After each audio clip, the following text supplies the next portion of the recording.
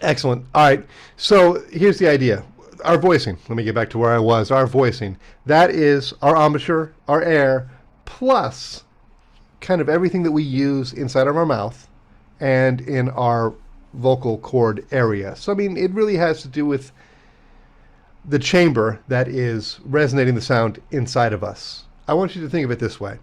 There's two, let's first go with this. One of the things that when we ever talk about a great player and the equipment that we're using, we always say kind of the same thing is, well, Martin Frost would sound the same no matter what he played on, which is true.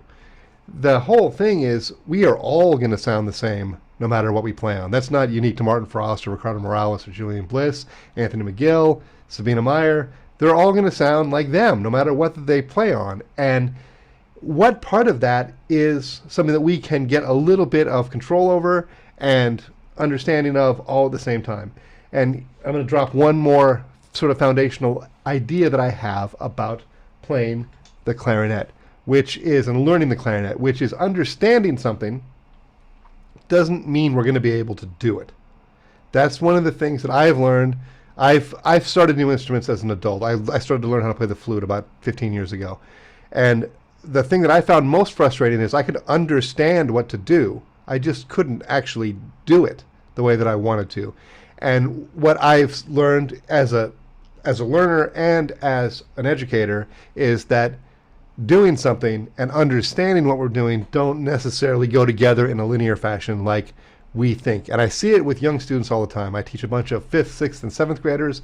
They don't have any idea what they're doing. Some of them can play quite well, but they don't know how they're doing it. And adults, we have a different thing where we understand quite a bit.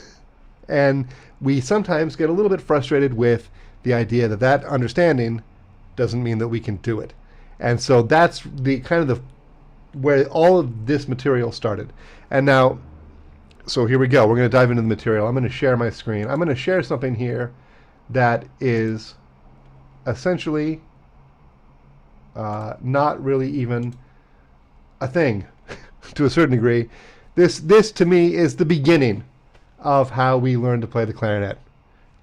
This couldn't be more simple in an idea, but I'm not going to read the box to you. I'll just sort of paraphrase it. What this is about is making a high C on our mouthpiece, which is a high D on the clarinet. I haven't played since the last breakout session. Let's see if it works. The note we want out of our mouthpiece, I want everyone to feel free to play, but along as I do this.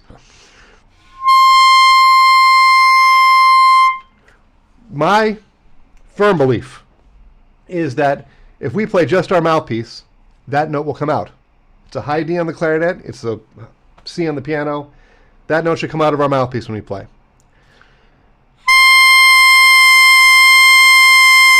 And it should come out very stable.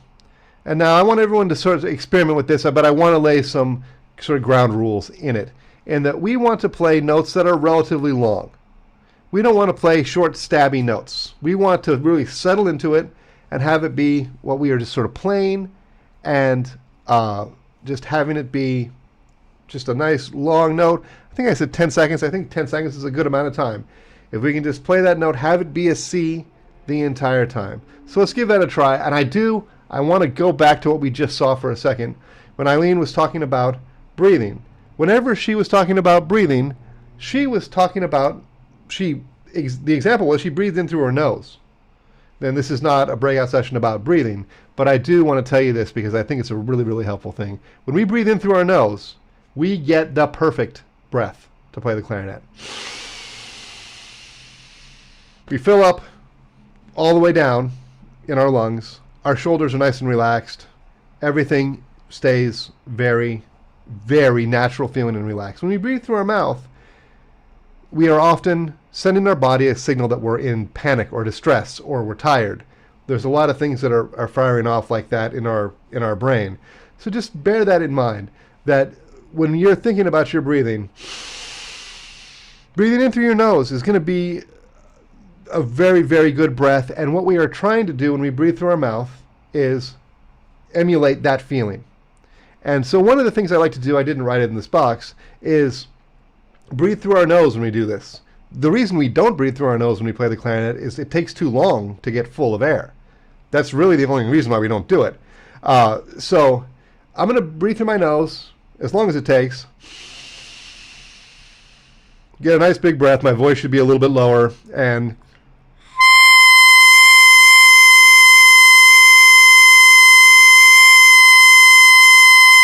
I just exhale into the mouthpiece. I got a little. I put it on YouTube.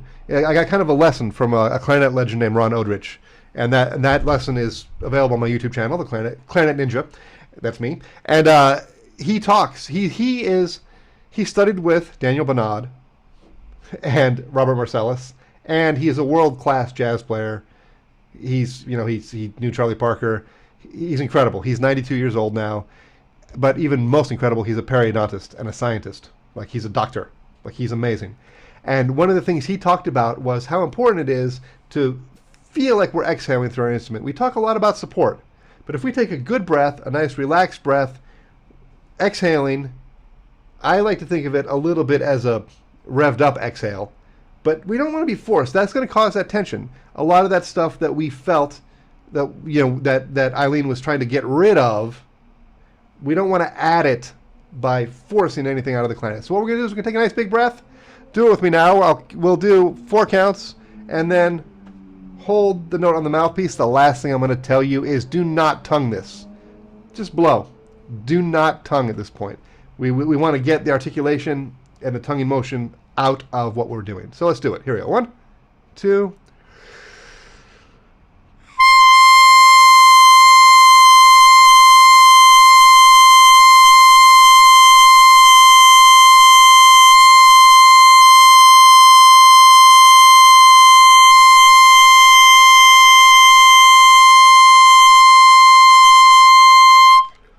So I don't know how everybody felt about playing it that long. I was about 3/4 of the way through my breath.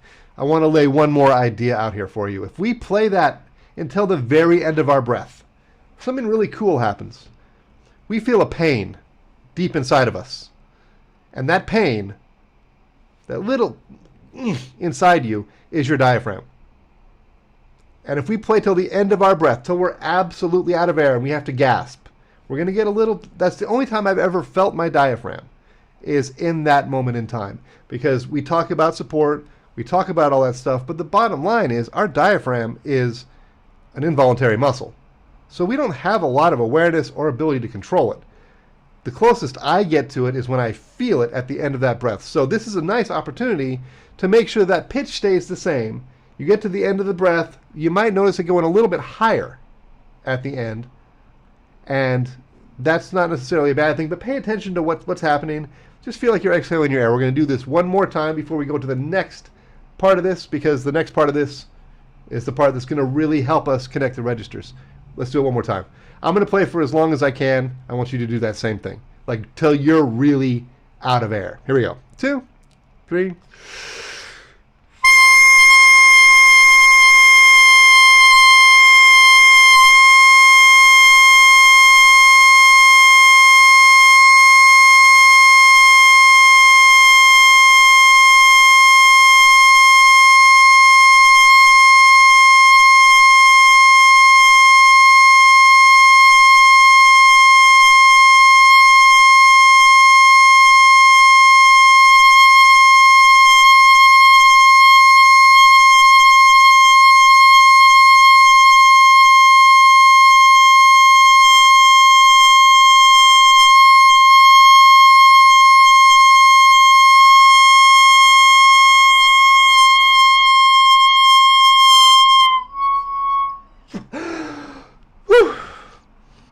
Michael's still going. We'll wait for Michael to be done. All right. So, cool. So now we've really felt something with our air when we felt that, we're in different places in our breath and we can control it, always have our voicing so that we are working from that starting place. That's a really, really important thing to what's going to happen next. Let me see. I have one more thing. It's right here. We're going to talk about connecting the 3 registers of our clarinet. Right now, we're talking about connecting the chalumeau to the clarion. So the chalumeau is basically every note that does not require the register key. So it goes from low E to middle B flat. That's our shallow. And here's the thing about our shallow, and I think that we've all had this experience. We can almost play the shallow register without any energy in our body. I mean, the notes will come out. I mean, we can get them to come out. They're what's called unfocused when we don't have enough energy in there. And that's something, I'm going to do a little clicky here. Okay. And so we need to be careful. And this is something that I see, and this is one of the things I'm glad that I teach young people the clarinet, because they all spend about a year and a half never playing a note higher than B flat. Because just between you and me, they don't practice enough. Now, and they don't care. So what's interesting to me, and this is something that I want to really share with as adult people, we have the muscles to play in the clarinet almost immediately. I don't know where everybody is in their journey on the clarinet, but this works for everybody. The way we play the shallow. Everybody, I want you to look over at what am I sharing? I am sharing. I want you to look at, we're going to play low C to clarion G. So we don't move any fingers except for our thumb going up to the register key. We're just going to press the register key. That's it. So let me put the metronome on so we can do this together. And here's the idea. We're going to do this with no change in voicing, embouchure, or air. We want the register key to do that work for us. But what it means is we need to be voiced at that C. If we were playing our mouthpiece by itself, that C is going to give us the right air, the right embouchure, the right voicing to have this come out without any problem at all. So let's try it. Here we go. 1, 2, 3.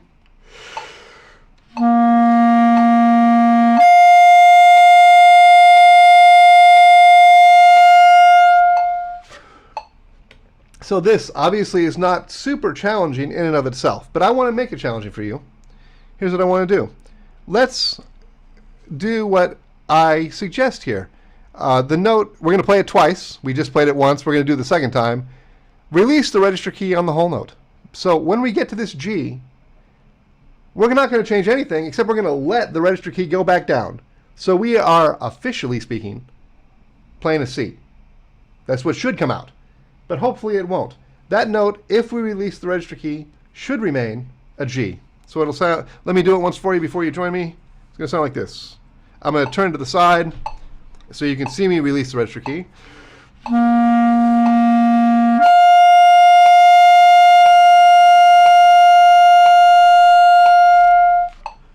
So that note stays up on the G, which seems a little bit like it shouldn't, but it should. Trust me, it should. The way the clarinet works, that should stay that way. And here's the interesting thing. I want to show you this because it's important. When I do this and then play a C again, if I stop my air and play a C will come out, even though I haven't done anything different in my voicing or air.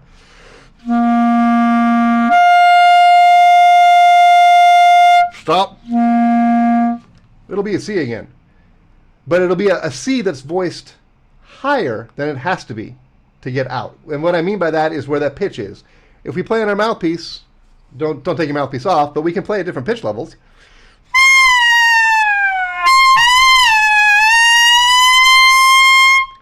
So if we are at a lower level than that, this high G won't come out without the register key. And so that's one of the things that's going to make our shallow to clarion transition better. I know that Josh did a breakout session where he talked about the acoustics of the clarinet. He and I touched base to see if our things would align, and I think that they do, although I haven't seen his entire presentation. And I know that Al did a session on crossing over the break, and these are both very, very related, but a little bit different, because we're talking about our air and our voicing. So let's take a look at our next one, B to F sharp. The way these exercises are meant to be done isn't played straight down. It's to really sort of investigate what we can do here. So let's play a B to an F sharp. 2, 3.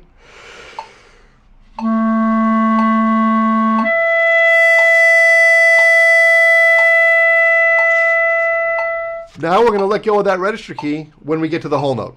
2, 3, and...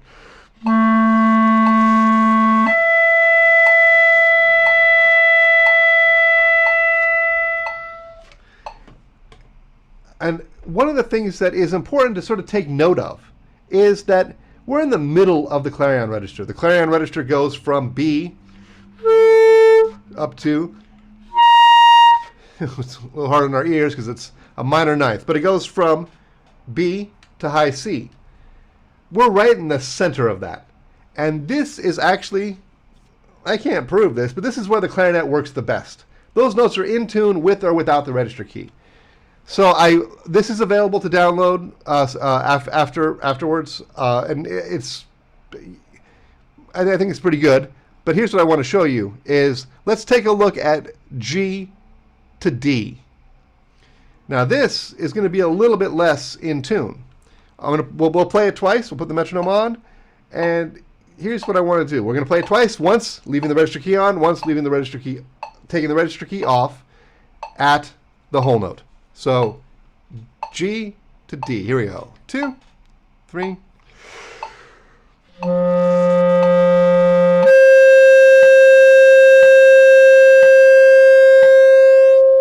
Let's do it one more time, and we're going to take that register key off. 1, 2, 3, and...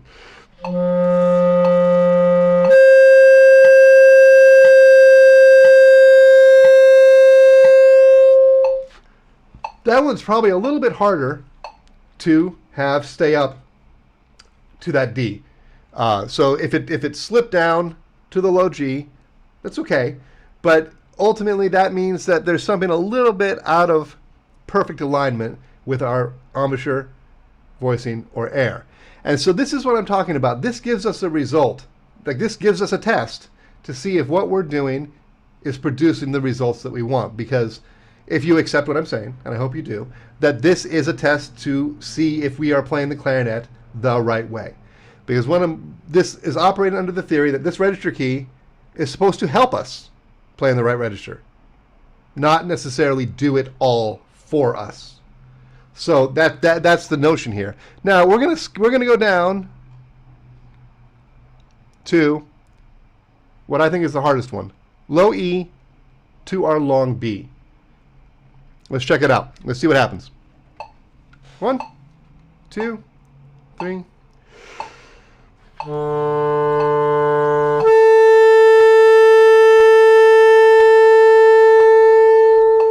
we're going to do it again. We're going to let the register key go when we get to the whole note. 1, 2, 3, and...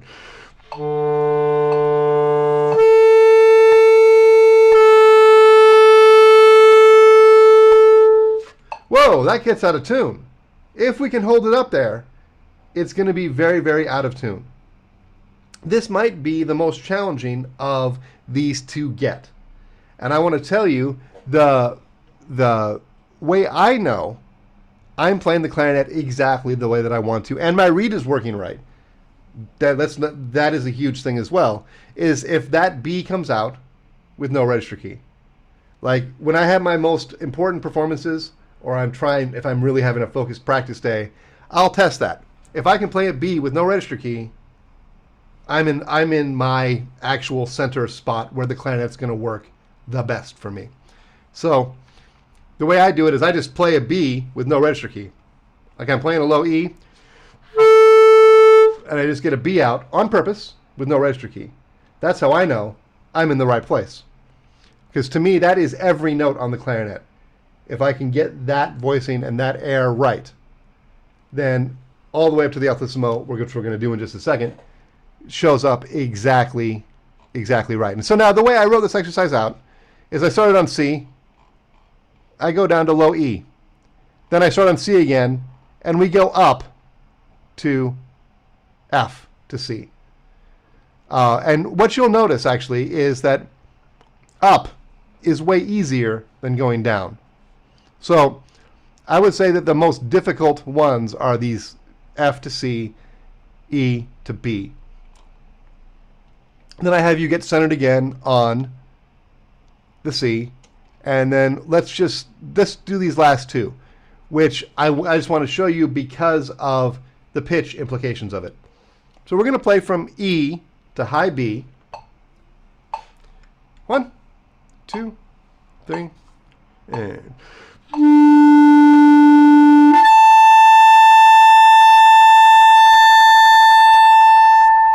And again, we're going to take the register key off this time. 1, 2, 3, and...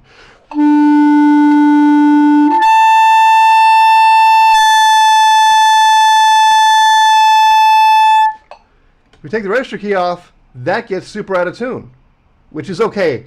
Do not try and fix the intonation on this. The way the clarinet is acoustically set up, this will not be in tune, and it should not be in tune. It should be out of tune, which is why we should only practice this a little bit, because we want to do it as part of a warm-up. That's how I do it, and that way we don't train our ears to be out of tune. We don't want that. Let's do the F to the C, the last one on this page, the bottom line.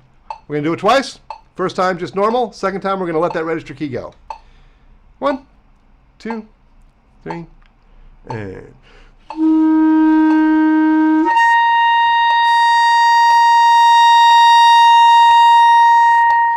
Again, no register key. 3, and...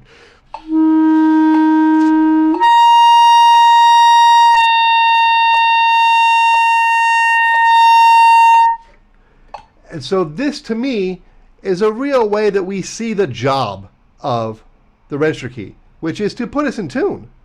Really, I mean, the register key is almost more of a correction key if we're playing the clarinet, at least the way I think we should play the clarinet. And so, I mean, hopefully everybody is picking up that these are simple ideas, but what we're doing is we're putting a sort of a hurdle that gives us information about where we are on the clarinet and things that we might want to change or do differently. I just want to say out loud, I don't know exactly what time this ends. If anyone knows what time this breakout session ends, will you tell me? Unmute and tell me? Does anyone know? If you don't know, it's fine. I'll get a 3-minute timer, in which case I'll just... Linda, I've got 15 minutes remaining, it says at the top of my screen. 15? Yeah. Awesome, thank you. All right, let's get into the clarion to the altissimo. So what I want to do here, and this is also just to show you the way that the clarinet works. I should have this ready for you, and I don't. I didn't know I was going to talk about it. Our overtone series. Overtones are secret notes that are built into the sound of an instrument. The clarinet has the strangest overtone series of any orchestral instrument. We are actually missing every other overtone. I don't know if anyone's picked up a saxophone or a flute, but, you know, if they play a note, the next overtone is an octave. It's much easier than what we do. We have to go a 12th because we're missing every other overtone, which is what makes the clarinet beautiful, and it's also what makes the clarinet annoying, right? So what we're doing is we're looking at, like, if we do this first part and we come off of a low A to an E, same fingers are down, right? Just the register key is different. Then when we're going from the clarion to the altissimo, E turns into C sharp by operating our second register key, which is our first finger. We have 2 register keys on the clarinet. We don't think of it that way, but essentially A in the low register, in the shallow mo, to E, that's exactly the same fingering. But then C sharp is just lifting that one finger off, because that's our second register key. Oboes, a lot of them, I don't know about all of them, but some of them have a second register key. We do too. We just don't think of it that way. It's our first finger. So then we go from E to C sharp. And here's how I want you to practice doing this. We're going to be practicing a technique called a half hole, which just means we take our first finger. I'm going to put my clarinet here. We take our first finger and just slide it down. We don't actually pick it up.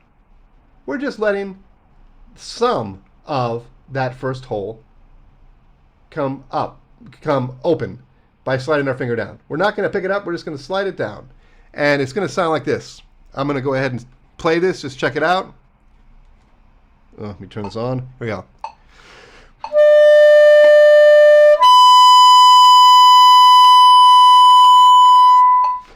So I'm just sliding it down, and the note comes out just like nothing, with no change in our embouchure or voicing. Hopefully zero. Here's the thing. You want to be able to do it with zero change, which doesn't mean you're always going to play like that. We don't need to worry about that because our bodies are going to do what is a good thing for us when the time comes. But in terms of practicing, it's a really, really good idea to be able to do this from one setting, one place, which to me is where we were on the mouthpiece. Then that way all of this is going to come out with one thing. So then when it comes time to play louder, play softer, do articulation, if we want to make a nuance change, we know from what place we're making that change because we practiced it. So let's try that on the E to the C sharp. We're just going to slide our finger down. 1, 2, 3.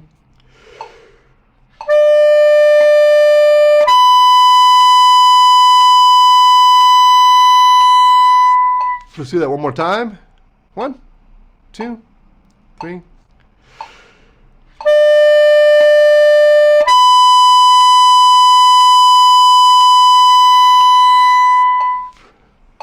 And so then let's I didn't actually think of doing this, but here's what I'm going to do. I'm going to play from low A. I didn't write this down. I'm going to play from low A to E to high C sharp, and then I'm going to play a low A again. And I'm going to see if that A is nice and focused. You can do this with me if you want. Let's check it out. So we'll do half notes. So it's going to be half note A, half note E, half note C sharp, back down to an A. 2, 3.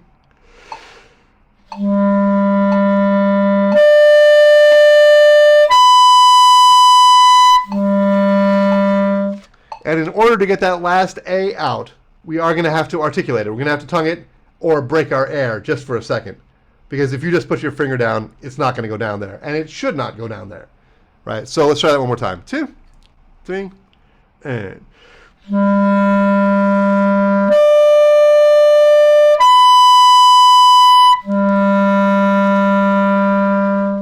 And that, to me, is how we get our low register, our shallow bow register, very, very focused and attached all the way to the clarion register. And so we can do this, I wrote this down. We can do this only up to A. That gives us an F sharp, and then the fingerings get a little bit not conducive to this exercise happening. But let's try A. We'll do the last one. We'll go up to a high F sharp. Let's see how it goes. High F sharp, to me, is the most unstable note in my body. So let's give it a try. 1, we're going to go A to F sharp. 1, 2, 3, and...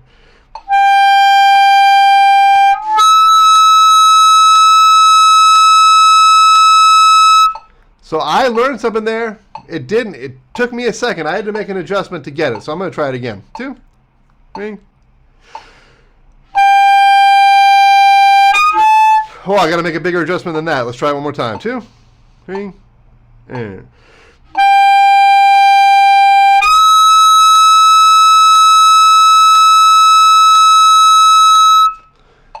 So the thing I want to highlight, number one, I have a double bar in there where I shouldn't. Please forgive me for that. But then the second thing I want to say is, even though I just didn't do this exactly right in front of a lot of people, I don't really feel that ashamed of it because this whole idea is to get us centered. This isn't to play it perfectly the first time. This is to make sure we're in the right spot. So for me, when something like that happens, I think, thank goodness I'm doing this so I can find my spot to play my best clarinet playing. And I want that to be sort of also a foundational thing. When something goes wrong, whether it's this or anything else, this is not a joke. Look at it as an opportunity to figure out how to get yourself to the place to do the things that you know how to do. And now, we've got some time left over. And what I would like to do is answer questions or have people try these things. Show me something that did work or didn't work or that you have a question about. I'd love to see somebody, hear somebody do stuff so we can all learn from it, because there's a lot of power if anybody has the courage to give any of us a try. That would be wonderful. So let me know. Raise your hand or just unmute. There we go. Richard. So yeah, I mean, this whole business of voicing really does confuse me because I also play saxophone and I try to play altissimo, and Right. they're always saying, well, you're do this, do that, and everything else, and yet I hear you saying, well, don't like you're not doing anything with your voicing. Aren't you supposed to go from like O in the low register to ah in the middle and to E in the higher register and do it somehow subtly because I don't know how that's what I do, how else one would do it. Well, I will share with you. Like I am a I play the saxophone to this day, but I used to play it a lot, and I think this will make sense to you.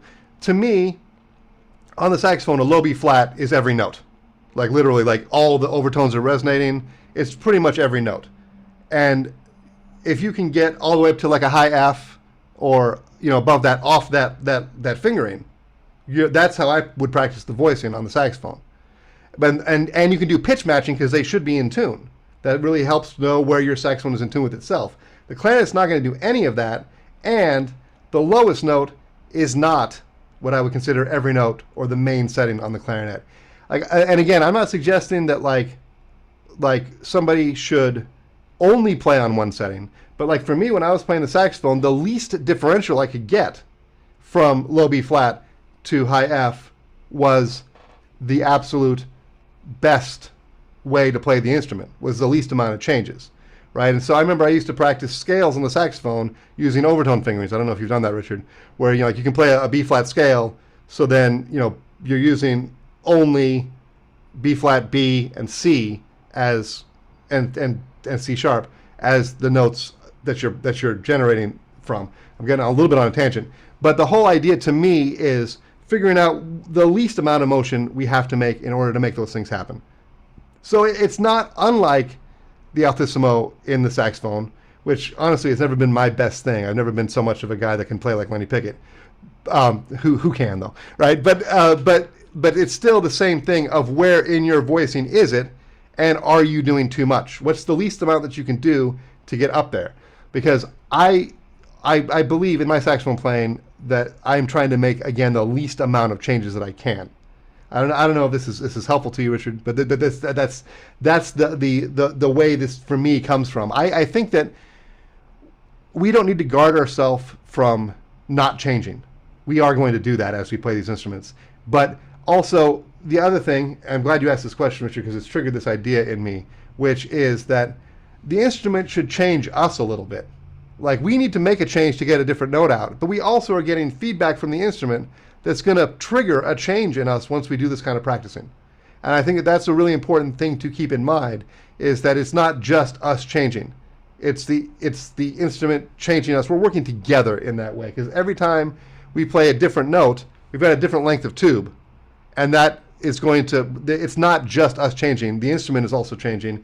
And when we open our different register keys, that's also changing how fast the air is vibrating inside that same length of tube. I hope I got this. I hope I hit it a little bit. Would Okay? you find it helpful to think to at least think, like if not to completely change everything inside your mouth, to like maybe think just like mentally about the different vowels for the different parts of the clarinet? I mean, I I don't think of it that way. But here's the thing I like about the if it works for you, I think you should do it. I mean, I think the way I conceive of it, and the things that I've built out as exercises, if it's working, then it's right. It's only until it causes a problem that it's not working. That's the way I think of it, right?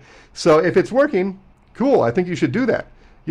Because this, but to me, the foundational idea is to keep the smallest amount of change along the way.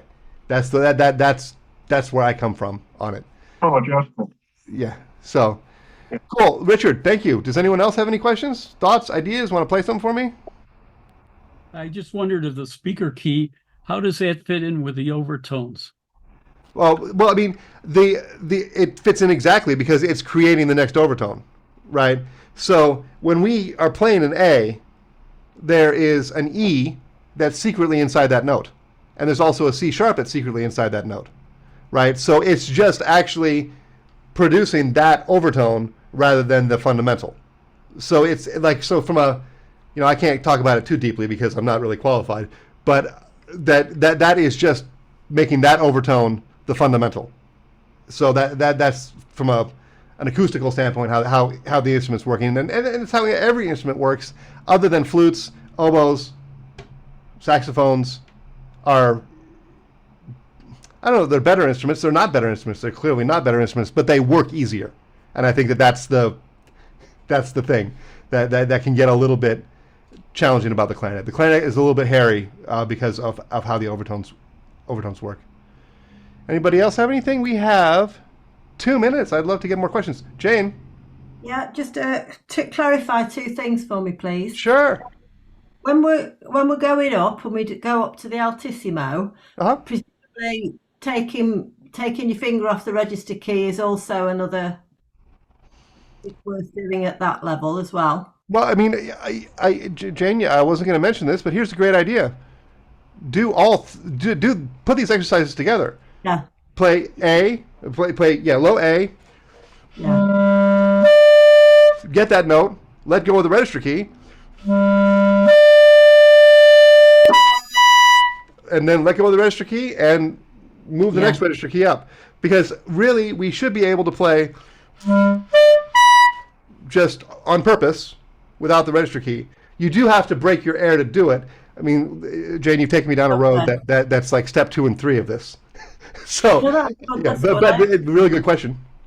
And the other was, this is all about going up. It is different for coming down, isn't it? It is, because we do have to. This is all based on a teacher named Joe Allard, and Joe Allard had a way of pulling the mouthpiece out of your mouth a little bit to get the note to fall down. Because what we don't want to do is open up to get the note to come down. Yeah. Like when we're talking about slurring down, like from an E, if we were to do this opposite and go from, there's really no way to do that without breaking your airstream, whether it's like a ghost tongue is what I would call it, or a small break in the airstream to allow the note to come down. Because we really shouldn't be opening up for it to get down. Otherwise, by the time we get to the bottom, it's going to be a very, very unfocused sound. In which, if somebody is playing a stylistic music that requires an unfocused sound, that's great. But most of us are playing, music like we just heard everybody play, which requires a little bit more of a focus and a little bit less of a change. What's our? Does anyone know how much time we have? Martina. 40 seconds. All right, you got 40 seconds. Anybody? I got 40 seconds worth of answers. If you got 10 seconds worth of questions, what's up?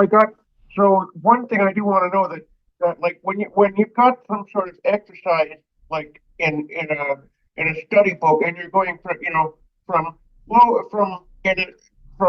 when you're jumping registers quickly, between in eighth notes, F to B flat, E to A kind of thing, then what do you do to negotiate that kind of thing?